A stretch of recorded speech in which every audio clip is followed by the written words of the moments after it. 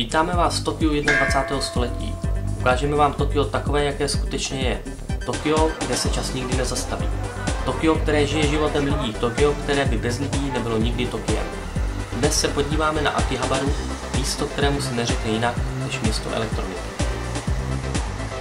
Akihabara se mění snad každou vteřinou. Proudí kolem vás davy lidí, mění se doslova před očima. Je to jediné místo, kde narazíte na Made Coffee. Ahoj, právě jsem dorazil v Tokiu na Akihabaru a objevil jsem jedno zajímavé místo, tak se tam jdeme spolu podívat. Já jsem tam nikdy nebyl, tak jsem zvědavý, co mě tam čeká. My jsme se rozhodli jedno takové Made Coffee navštívit.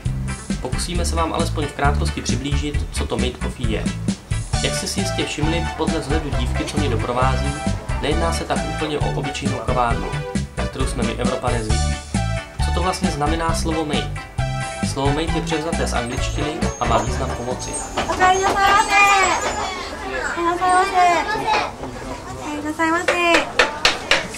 Tady na Akihabaře během pár minut potkáte spousty mladých kluků, co bez PC hry neudělají snad ani jeden krok.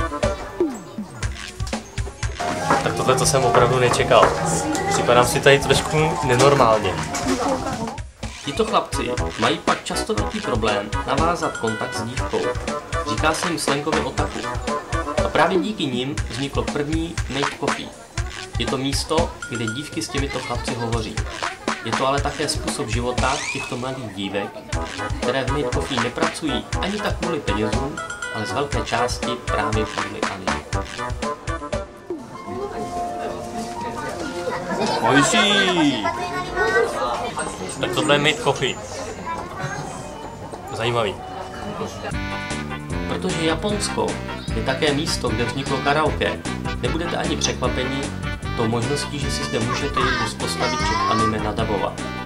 A odvést si tak na památku vlastně vyrobené DVD. A proč na památku?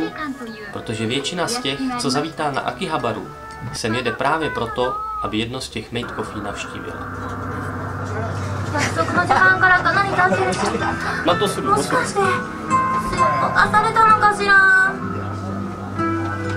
Oja, どうしたんだい?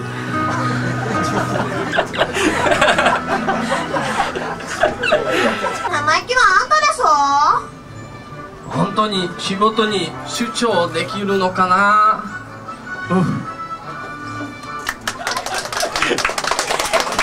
Zdravíme vás z Tokia a zase někdy nashledanou.